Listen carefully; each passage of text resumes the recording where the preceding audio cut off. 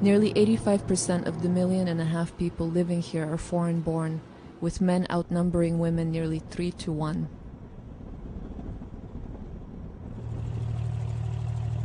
As a photojournalist, I have reported on young women sold into sex for the last 4 years. On my last reporting trip to Moldova, I met a 19-year-old woman who was trafficked to Dubai for sex, at times serving more than 30 clients per day against her will. Because of her story, Dubai became a place that I had to see in order to understand such evil. What I found was a city of contradictions. Muslim traditions mixed with capitalism on steroids. Beneath Dubai's futuristic facade, the sex trade is something that some people can choose to overlook. You don't see them. It's not like anywhere else. It's not like anywhere else? No. Like prostitution somewhere else. It's on streets. There's no such thing anyway. Officially, it is very hard to get anyone to talk openly about prostitution. There are many taboos in this business-driven economy, like child camel jockeys and overcrowded, inhumane labor camps like this one.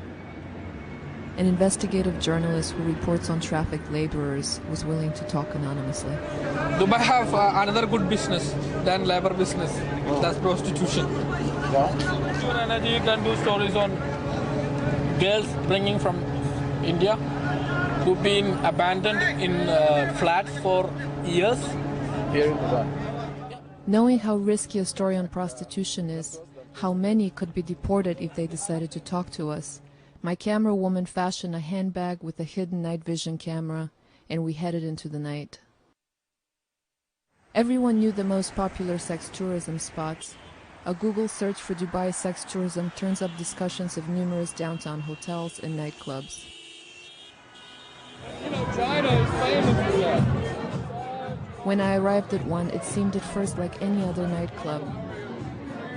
But it didn't take long before I was propositioned. How much you want? I played along. 1,000? 1,000? Yeah. How much I'm taking lucky here for 500?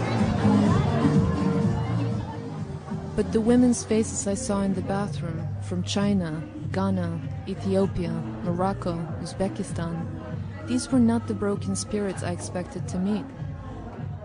Clubs like this, I took photos amazed by how invisible I had become. Their minds were elsewhere, applying lipstick, counting cash, dialing numbers, adjusting bras. Price depends on nationality. I tried to find someone willing to be interviewed, but most would not talk on camera. I decided to reach Eastern European women by writing in Russian in a bathroom stall. What this says is, do you speak excellent English? Money without sex. Call our mobile number. In other countries I've worked, women refuse to talk for fear of retaliation, but I sensed there was a different reason here. It's as if they had been hypnotized by Dubai's wealth. Even though many sex workers were lured here by false promises of legitimate jobs like childcare or waitressing, a man from Tunisia who propositioned me told me that every woman in Dubai has a price, and many here can afford to pay it. John, a former American serviceman who I met in a nightclub, explained how he has seen women seduced by the cash. Imagine a girl who's been in a bad economic situation all her life, and now you offer her everything. That's intoxicating to them, you know? At least for a while, until the thrill is gone. Until the thrill is gone, she's going to be like sucking that up. Until she figure out she sold herself and she get that feeling on the inside where she has nothing left. She's going to be like, damn, how did I get to this place? You know? But that's a time for that to happen. Until that time happens, she's going to enjoy the trips and enjoy the jewelry and enjoy the this, enjoy the that. I went to see Sat, a young, intelligent PR executive from Singapore. Even she, a successful businesswoman, has pondered the allure of prostitution. People get into prostitution without realizing it. It becomes such an attractive, lucrative trade. You really can make a lot of money. You know, even I was curious once. I'm like, really? How much money can you really make? Even I was asking, what would my price be? You know, how much can I really make? With so many men here, Seth says prostitution makes Dubai safer. It is fortunate for us that sex is a trade out here, because otherwise I would feel highly harassed. I'm already sometimes feeling harassed to an extent. So imagine if prostitution was not there. Which is a very sad thing to say, but you know what? If someone makes a choice to join the trading industry, you know, that's just their prerogative, really. I wondered if I was the only person who still felt that permitting prostitution was a choice that dishonored us as women.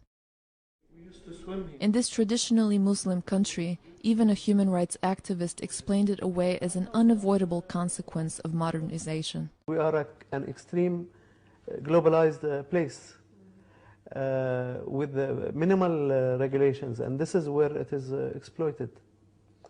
And our legal system isn't really growing fast to catch it, because also our government is scared of regulations that they may, you know, turn off businesses or investors, and you know, in all these developments and so on.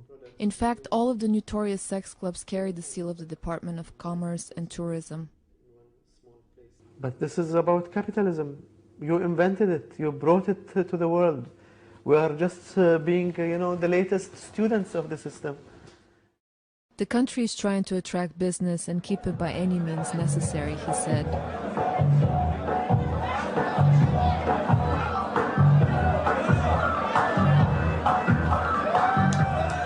For now, in the clubs of Dubai, there appear to be no efforts to enforce laws against prostitution.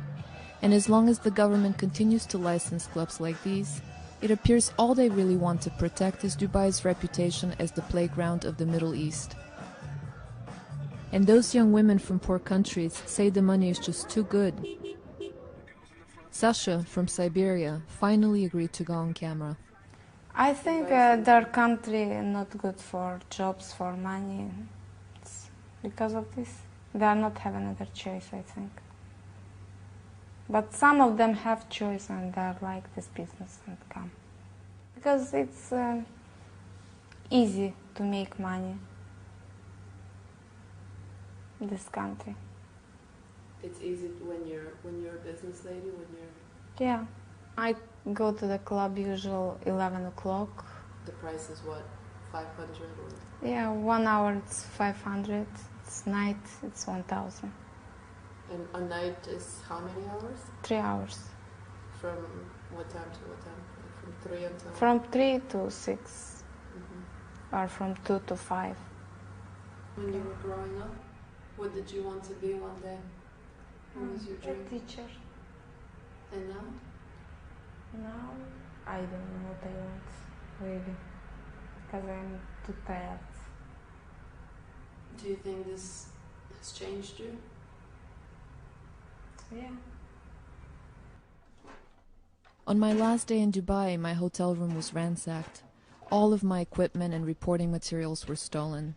Mine was the only room in the hotel to be vandalized, and initially the front desk refused to call the cops. That morning, as my camera woman rushed to catch her flight, she was detained by airport security. All of her videotapes were confiscated. We had been watched and followed. It was only after making a spectacle that they returned her tape saying they had mistaken her identity. Her luggage did not arrive until a month later.